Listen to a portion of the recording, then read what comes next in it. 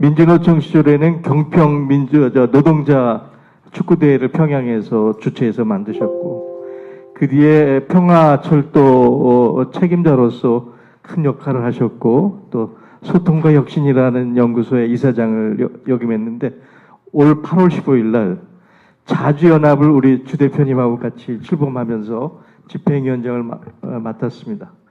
오늘의 가장 중요한 주제, 자주에 대해서 우리 정성희 위원장님 부탁드리겠습니다. 네, 반갑습니다.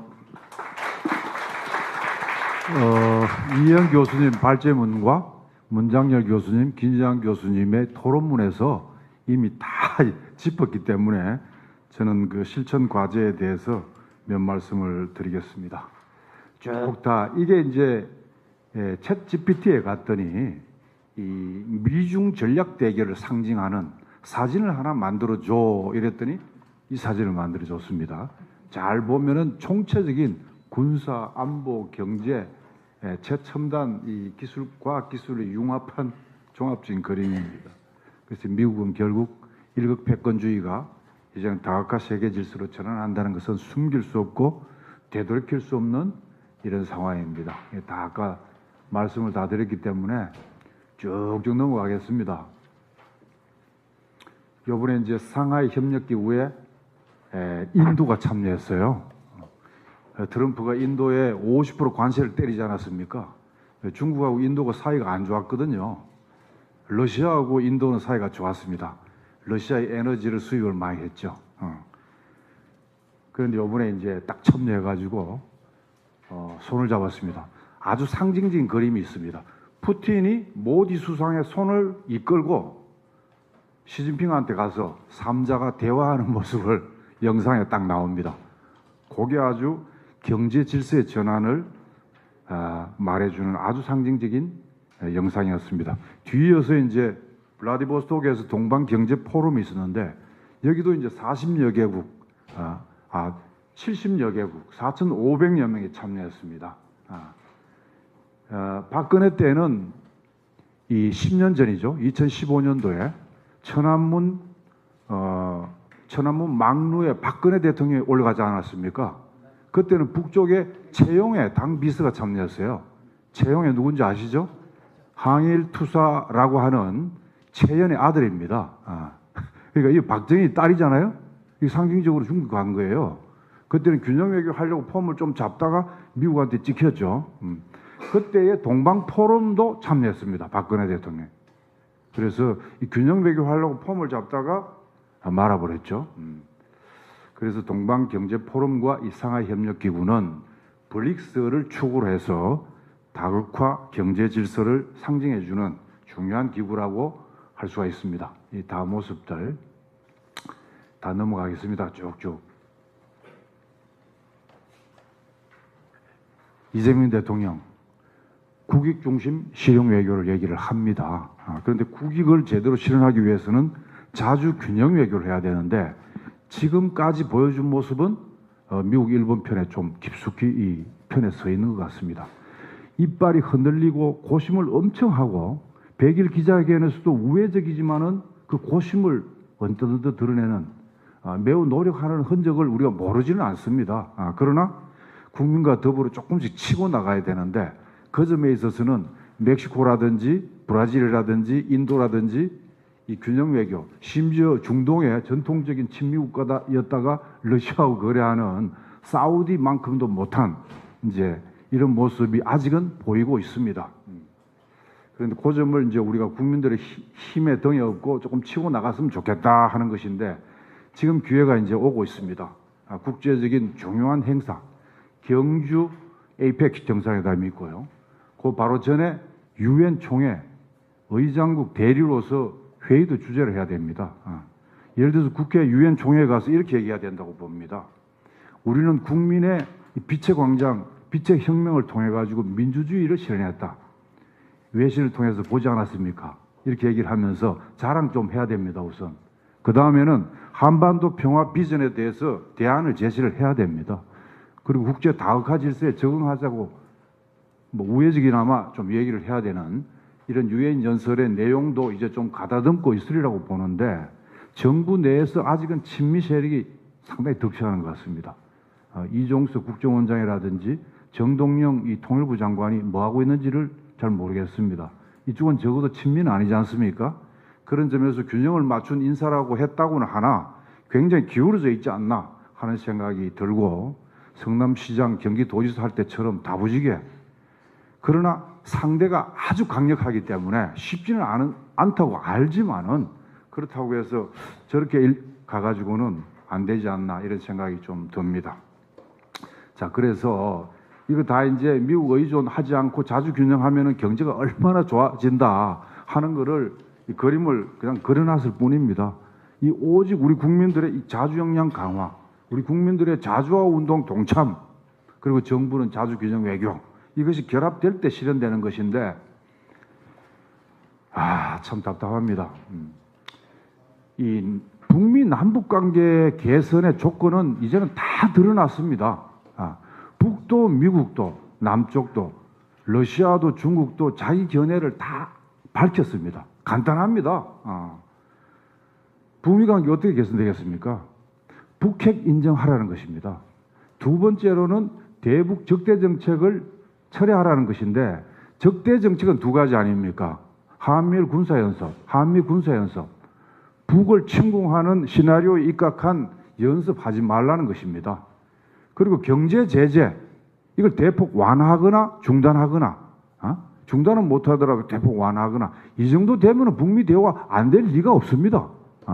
그런데 아직 트럼프가 말은 김정은하고 친하다, 올 안에 보고 싶다, 만나고 싶다 했지만은 내부를 정도는 못하는 것 같아요. 이건 이영 교수님에 대한 질문입니다. 왜 내부를 정도를 못하고 있나? 네오콘하고 푸틴하고 입장이 다른 것 같긴 한데, 이 트럼프 입장이 공식 입장으로 왜 정리를 못하고 있나? 정리가 되면 북미회담 시작될 거 아닙니까? 요번에 천안문 막루에서 북중러 이 전략국가 3개를 축을 해서 26개국 정상이 병풍처럼 해가지고 대미 공세를 취했습니다. 그럼 미국 외교 전략의 1순위가 중국 견제라면은 북중러를 이완시키기 위해서라도 북을 먼저 띄내가지고 북미 대화를 할 것 같은데 왜 안 되는가? 왜 미국의 공식 입장이 정리가 안 되는가? 나중에 답변 좀 해주시기 바라고요. 그리고 대남 조건도 다 밝혔습니다. 대남 조건도 적대적으로 하지 마라 그런 겁니다. 똑같이 적대적 이국가 얘기하니까 이국가의 방점이 있다고 해가지고 뭐 남북 수교까지 주장하는 사람이 있는데, 적대성만 없으면은 굳이 무슨 남북 수교 해가지고 통일할 겁니까? 바로 일민족, 일국가를 위해서 이국가 체제로 가더라도 말이죠. 민족의 특수한 잠정적인 관계라고 91년도 기본합의서에 맺었던 그 정의, 그것이 아직 변함이 없다. 저는 그렇게 생각을 하는데, 굉장히 진보개혁적인 조차도 이 용어, 이 정식화를 가지고 논란을 빚고 영향을 소모하는 경향이 있어서 좀 안타깝다고 생각이 듭니다. 그래서 북쪽은 적대적인 정책을 철회하고, 그 다음에 가능하면 더 나가라. 우리 헌법에 있는 영토 조항 있지 않습니까? 한반도와 부속도초가 대한민국이라고 하는, 그거 다 먹겠다는 얘기 아니에요? 상대방 입장에서 볼 때. 그리고 자유민주주의 기본질서에 입각해서 통일하자. 이쪽 앞부분 좀 빼면 안 되겠습니까? 그렇다고 해서 꼭 무슨 적화통일하자는 건 아니고, 그리고 6.15 1조 2조에 다 나오지 않습니까? 남쪽의 연합주와 북쪽의 연방주의 공통성을 인정하고 그 방향으로 통일하자고, 통일 방향이 이미 다 합의가 됐는데, 그래서 그런 합의해놓고도 왜 안 지키냐는 겁니다. 7.4 공동성명부터 9.19 군사합의까지 1조 1항은 자주입니다. 우리 운동도 반성해야 됩니다. 시민사회도. 남북 교류 협력하고, 세월 좋을 때는 교류 협력에 미쳐 있고, 자주 안 했습니다. 미국에 의존한 화해 협력을 했습니다. 그리고 막혔을 때는 또 이제 반전 운동만 하는 거예요. 반미 반전 운동을 해야지. 자주 반전 운동, 자주 평화 운동, 반미 반전 운동을 해야지. 왜 반미는 빼고 반전 운동만 합니까? 초점을 흐리게. 누가 지금 전쟁 위기를 더 가중시킵니까? 북입니까? 미국입니까? 지금 우크라이나 전쟁은 러시아입니까? 미국입니까? 그리고 대만은 중국입니까? 미국입니까? 언제까지나 초점 흐리는 이런 양비론에 사로잡혀가지고 진정한 평화를 실현하는 경로를 정확하게 원칙대로 밟지 않는 이런 운동, 이제는 조금 자제하고 정확하게 가자 하는 것이 저희 자주연합의 입장입니다. 자, 그래서 뭐 남북관계, 북미관계 좋아지면은 경제 효과 좋아진다는 거 이건 뭐 더 이상 우리 김지한 교수가 가장 잘 알고 있죠. 단지 제가 한 가지만 말씀드리겠습니다. 이번에 미국 에너지 수입하는데 $1,000억 약속했습니다. 거기에는 미국 셰일가스를 포함합니다. 자, 셰일가스하고 시베리아 천연가스하고 가격 대비 5배나 비쌉니다. 남북 경제협력에서 시베리아 천연가스를 철도를 깔면 그 옆에 가스관을 깔거든요. 배전만도 설치를 하고. 그래서 제가 최근에 8월달에 연해주를 갔다 왔는데 훈춘에서 용해각에 올라가가지고 보니까 삼국을 바라보는데 거의 철도 새로 공사를 시작했습니다. 지금 과거에 있었던 두만강 철교만이 아니라 그 옆에 도로를 닦고 있습니다. 육교, 이제 다리를 놓고 있습니다. 이제 북러 간에는 굉장히 군사적으로 뿐만 아니라 경제 과학적으로 전면적으로 전략적 동반자 관계 수준으로 갔는데 남과 북이 연결이 안 되는 거예요. 그리고 푸틴 입장도 시진핑이 훈춘에서 블라디보스토크까지 무료로 무상으로 고속철 깔아주겠다. 중국이 지금 어마어마하게 깔고 있지 않습니까? 일대일로로. 그런데 천천히 합시다. 푸틴이 깔아주면은 바로 연해주는 중국 땅이 돼버립니다. 지금도 관광객이 어마어마하게 들어가요. 바로 영향권이 묶이기 때문에 일국의 최고 지도자는 자기 나라 발전을 시키면서도 어느 나라의 일방적인 영향을 안 받으려고 하는 거예요. 단동에 갔더니 신압록당 계곡 다 지었습니다. 북쪽 구간 5m 구간만 완공을 안 해놨어요. 그 무슨 말인지 아십니까? 시진핑이 경제 지원해줄게 완공시키자. 천천히 합시다. 김정은 위원장이 천천히 합시다. 중국의 영향권에 들기 싫기 때문입니다. 그래서 남북 정비 빨리 대북 제재하고 적대적 정책 처리하고 남북관계 협력하면은 남쪽 자본, 서봉 자본도 북이든 연해주든 경쟁적으로 해서 연해주 개발하고 북적 경제도 도움을 받겠다는 것이 적어도 국가 최고 지도자는 이런 전략을 구성하는 것이거든요. 특히 북중러는 한미라고는 완전히 다릅니다. 자주수의 규칙에서 균형 외교, 옛날에는 비동맹 외교, 덩거리 외교 이렇게 표현했죠. 요즘은 균형 외교로 얘기하는데 자주성의 규칙에서 균형 외교의 표상은 북중러 관계입니다. 실제로 그렇게 하고 있고. 자, 그래서 이런 얘기는 구구절절히 뭐 할 필요도 이제 없고 첫째는 이걸로 해야 되겠네요. 정부 탓하기 전에 우리 민이 자주화 운동에 참여해야 됩니다. 지금 트럼프가 안보 경제 파탄 내는 그 다음에 쇠고랑을 채워가지고 헬기를 동원해가지고 수갑을 채워가지고 이런 모습을 보면서도 집회하는데 150명 옵니다. 왜 이런지 아십니까? 가장 첫째 이유는 윤태진 하는데 광화문에 수십만이 왔는데 왜 지금 150명, 200명 오느냐. 80년 동안 찌들어져 있는 이 대미 굴종의식 또 바탕에 깔려 있지만은 현 시기에는 가장 장애 요인이 뭐냐 하면은 이재명 지지자, 이재명 열성적인 지지자가 혹시라도 미국 탓하고 한미 경제 협상을 탓하면은 이재명 욕하는 거 아닐까? 임기 초기에 이재명 욕하는 것으로 되면은 국힘 도와주는 거 아닐까? 이렇게 생각하기 때문에 200명 수준에 오는 겁니다. 10만 명 미 대사관 앞에 모여야 되는 거 아닙니까? 충분히 결심하면 내일이라도 모일 수가 있습니다. 그것은 이재명 정부를 도와주는 방법에 대해서 잘못 생각하고 있기 때문입니다. 우리가 미 대사관 앞에 10만 명만 모이면은요, 그래서 트럼프 욕을 하면, 규탄을 하고 하면은 이재명 대통령을 도와주는 겁니다. 근데 이재명 정부, 이 정부 안에 이렇게 생각하는 것 같아요. 여기 국회에 있는 386도 마찬가지고, 이 외곽을 때려가지고, 비밀 지침을 내려가지고 시민을 동원해가지고 반미운동을 벌인다. 이게 협상 과정에서 미국한테 더 찍히는 거 아닐까? 이렇게 잘못 생각하는 겁니다.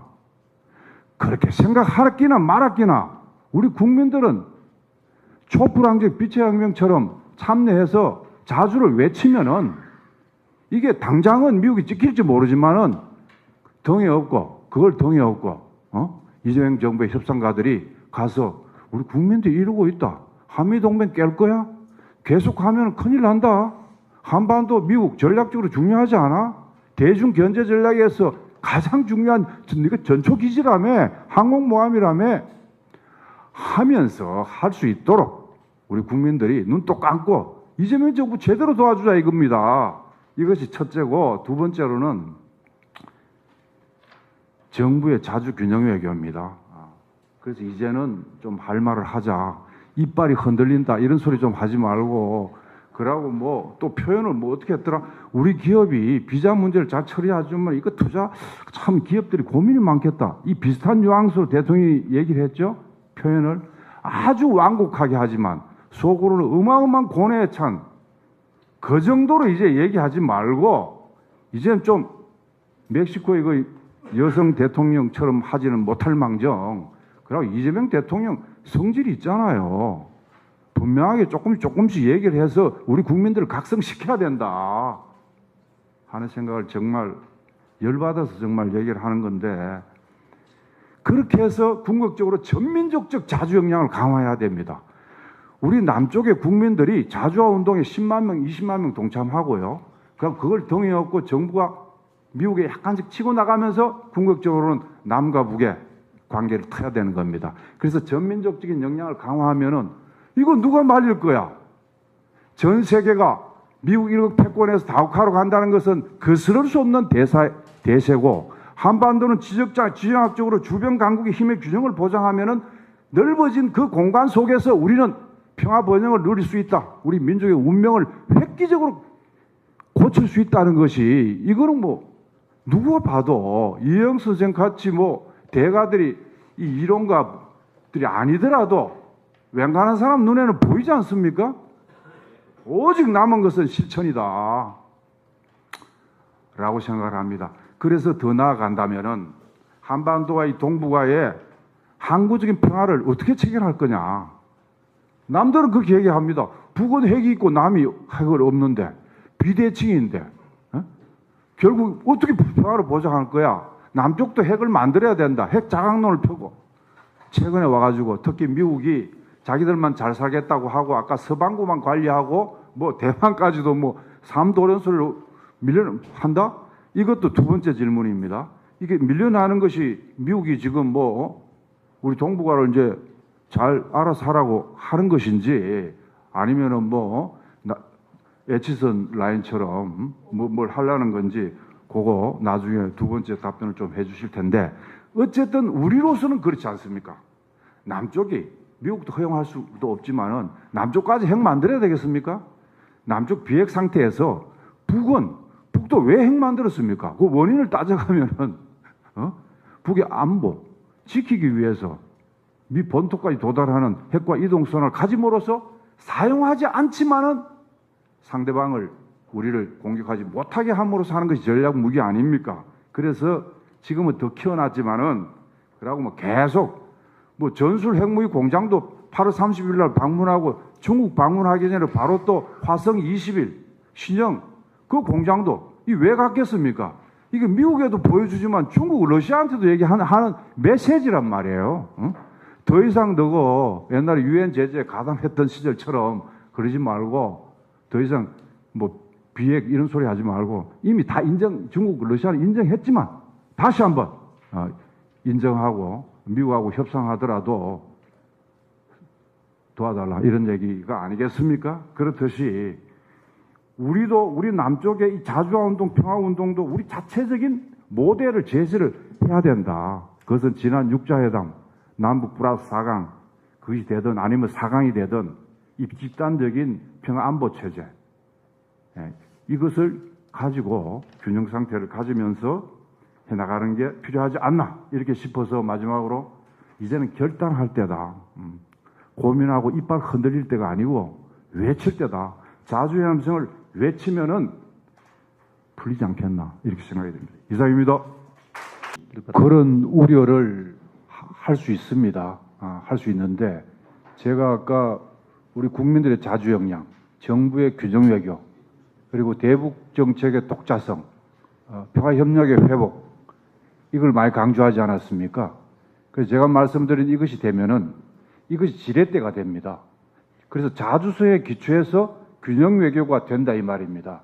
지금은 미국이나 중국이나 어느 일방의 한반도 영향이 되지 않는 향후 5년 내지 10년 안에 균형 상태가 있기 때문에 이 공간에서 우리 힘만 잘 키우면은 주변에 균형을 활용해서 우리가 세계 중심국가 지금 한 10개 정도 이렇게 꼽는다면 거기에도 반열에 올라가면서 안으로는 복지 개혁 정책을 잘해서 골고루 잘 사는 나라 만들 수가 있고 중국 아까 이제 미국과 똑같은 시각에 지금 미중 패권 경쟁이라 이런 표현을 쓰긴 하는데 중국하고 미국은 분명히 다릅니다. 이건 자본주의 최고 형태로서의 제국주의 대외 정책이나 대내 정책이라. 중국은 사회주의 원칙을 견지하면서 경제 발전을 위해서 시장 경제를 활용한 이런 체계이기 때문에 꼭 똑같이 취급하기는 어렵다. 거기에다가 우리가 자주적인 힘이 있으면은 중국이 미국처럼 대국주의 노름을 하면은 충분히 막아낼 수가 있다. 우리 고구려 때 그렇게 하지 않았습니까? 고구려 때. 예. 자주운동에 모든 답이 있습니다. 근데 아까 이제 이재명 지지자들이 이재명 봐주기로 이 자주운동을 방해한다라고만 얘기했는데 우리 이 노동운동, 시민사회운동도 크게 반성해야 될 문제가 있습니다. 제가 민주노총 정책자문위원을 아직 맡고 있습니다. 민주노총 대변인 출신이고 이 임단투에는 굉장히 관심이 높습니다. 근데 지금 임단투를 포함해서 노동자의 민생을 누가 타격하고 있습니까? 트럼프가 하고 있지 않습니까? 청년 일자리를 다 빼앗아가고 국내 산업 공동화를 만들고 있지 않습니까? 그러면은 민생을 위하여 노동자의 생존권을 위해서 미국하고 싸워야 됩니다. 이 방송을 듣고 있는 우리 민주노총 조합원 동지들 반미 투쟁에 앞장서야 됩니다. 그리고 시민사회운동 90년대 초반부터 시민운동이 활성화됐습니다. 그때가 언제입니까? 동국권 무너지고 미국 일극 패권주의, 신자유주의 세계화 시대 때 한국 경제는 좀 중국 수출해서 잘 살게 됐을 때 적은 계획 운동하자는 운동이 오늘날의 시민단체들입니다. 지금 적은 계획만 해가지고 되겠습니까? 세계 질서가 전환되고 있습니다. 대전환기에는 거대 담론을 향해서 민족 자주를 위해서 그리고 평화 통일을 위해서 싸워야 됩니다. 지금 시민단체들 정말 반미 투쟁에 함께 했으면 좋겠습니다. 자주연합과 함께. 탈미도 좋습니다. 덮어놓고 반미하자는 게 아닙니다. 미국의 횡포를 반대하자는 겁니다. 예, 정 위원장님. 예. 고맙습니다.